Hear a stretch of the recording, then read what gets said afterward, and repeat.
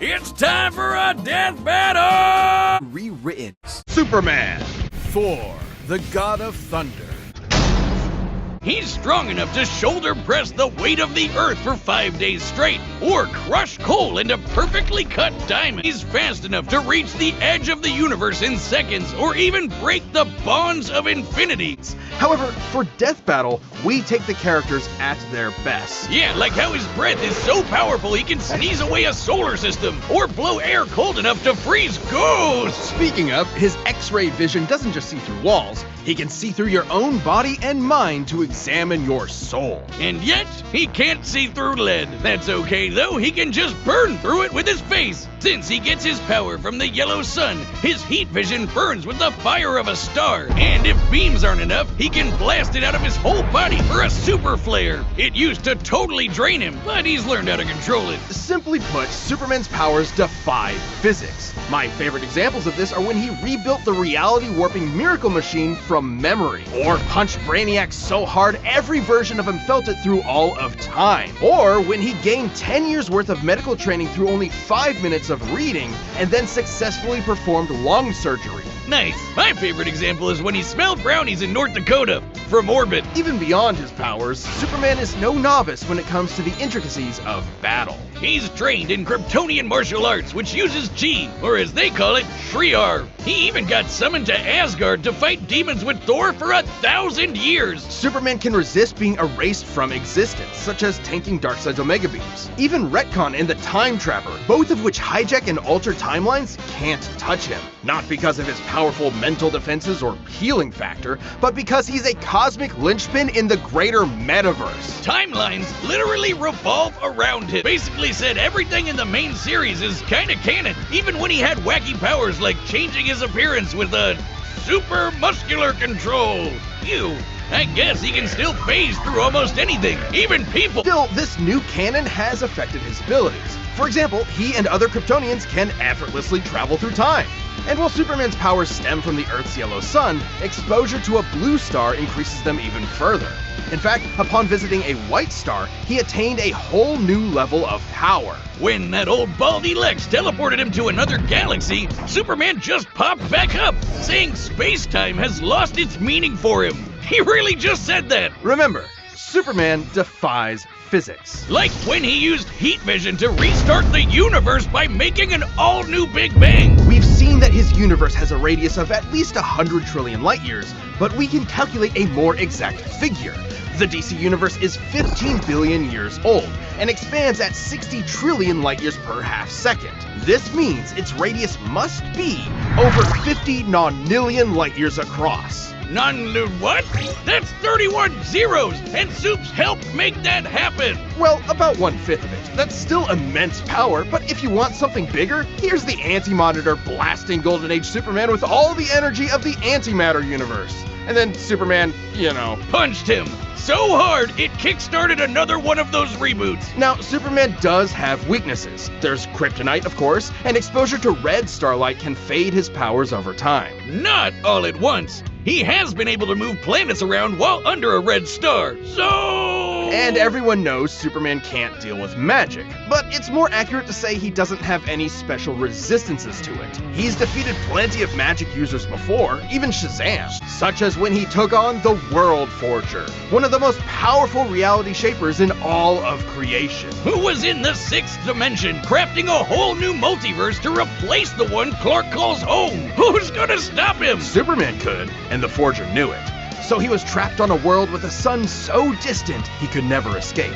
Or so the Forger thought. Instead, Clark found the strength he needed to fly at that sun, dip through a ton of stars, KO the World Forger, and shatter his new multiverse with a single punch.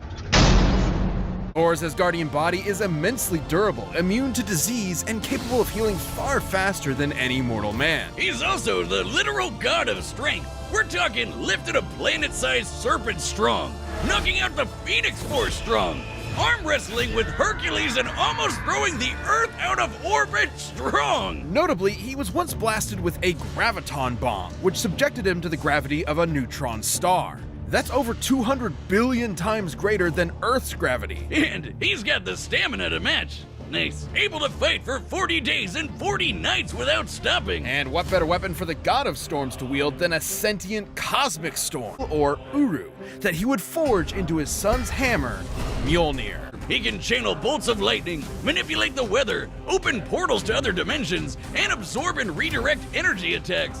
Or just suck it out of your body against your will, like with this radiation dude. The presence. Not gonna be present for much longer, bud. He's even used 2 Mjolnirs to absorb the power of the God Bomb, which would have killed every deity in existence across time and space. That's just the tip of the iceberg. Mjolnir can transmute the elements, turn Thor invisible and intangible, let him travel through time, and even bring people back to life. And if Thor wants to fly, all he has to do is take it for a spin. Literally. And when he does, it flies fast enough to cross the entire galaxy in seconds. Unlike Thor's big-ass axe, Yarnbjorn, it's sharp enough to cut through celestial armor, and it's unbreakable. But should he face an enemy beyond the likes of even his world-shattering strength, Thor can harness his inherent godly power into one single ultimate attack, the God Blast. God is right.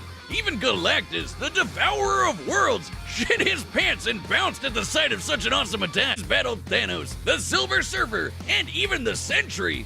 The Sentry is strong enough to contend with the Worldbreaker Hulk, a being strong enough to destroy the Marvel Universe over 100 times over. And fast enough to demolish Ares, the Greek god of war, who can fight within the span of Planck time. That's like the tiniest amount of time that we can imagine. Or has tanked disintegration beams trying to tear apart his atoms one by one, survived Mephisto trying to consume his soul, and even withstood a temporal rift that aged normal people to dust. This big machine called the World Engine was controlling Yggdrasil, the world tree that connects 10 universe-sized realms. The World Engine's purpose was to mechanically trick Yggdrasil into disrupting the natural flow of Ragnarok, the end of the world. So Thor just pushed it and literally reversed the flow of fate Saturday. And he'd go a step further and defeat the mysterious elder gods that manipulated the cycle of Ragnarok in the first place, ending it forever.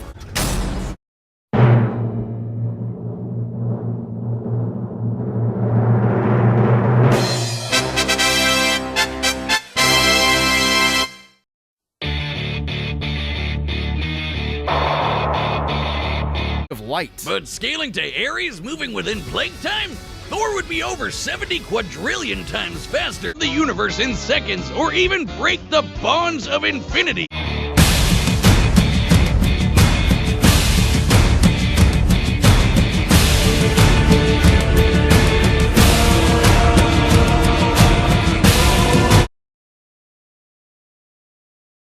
Meanwhile, Vegeta had no way to match the God Blast, which could have killed friggin' Galactus. And that guy has threatened the infinite multiverse with destruction just as a side effect of his battle. Such as when he took on the World Forger, one of the most powerful reality shapers in all of creation. Who was in the 6th dimension, crafting a whole new multiverse to replace the one Clark calls home. Who's gonna stop him? Superman could, and the Forger knew it.